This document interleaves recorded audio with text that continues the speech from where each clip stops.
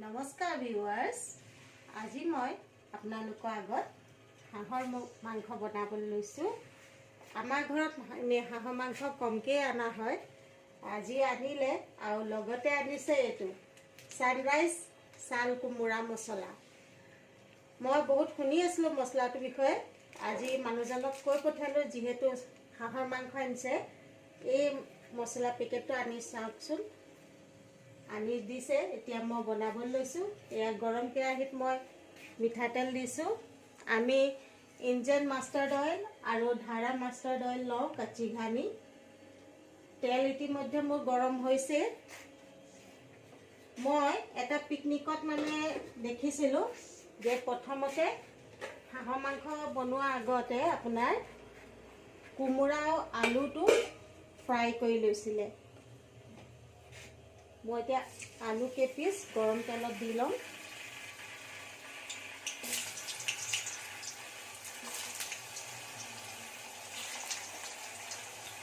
নেজানো কেনেকুৱা হয়, এনেইতো ইমানো বেয়া নহয় বাৰু খোৱা বনোৱাত।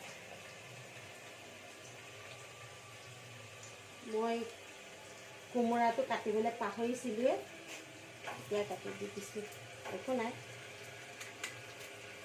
এই কোমোৰা আৰু আলুটো অলপমান ফ্ৰাই হৈ মই আপোনাৰ মাংসত জোখমতে মছলা, হালধি আৰু মিঠাতেল অকণমান দিম।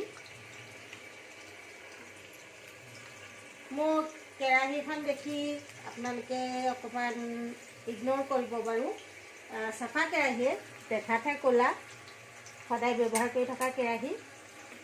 আৰু কিটচেনটো দেখিও মোৰ মডুলাৰ কিটচেন নহয়, এইটো মোৰ আচলতে আমি ৰেণ্টত থাকোঁ,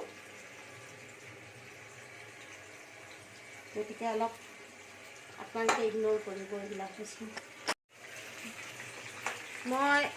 মোৰ ভিডিঅ' বনোৱা ইমান অভ্যাস নাই। এই ছানৰাইজ আপোনাৰ ছাল কোমোৰা মছলাটোৰ তৰফৰ পৰা এটা কম্পিটিশ্যনৰ নাম শুনিছিলোঁ। সেয়েহেতু আজি মোৰ হাঁহৰ মাংসও আছে, ছাল কোমোৰা মছলাও আছে, তো ভাবিলোঁ আজি মই ভিডিঅ'টো বনাই দিওঁ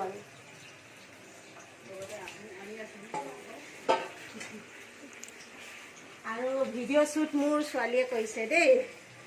9ত পঢ়ে, তাই পৰহিলৰ পৰা পৰীক্ষা, কিন্তু মই কোৱাত তাই নপঢ়ি মোক ভিডিঅ' বনাই দিছে। এয়া মই জোখ অনুপাতে আপোনাৰ নিমখ দিছোঁ অলপ।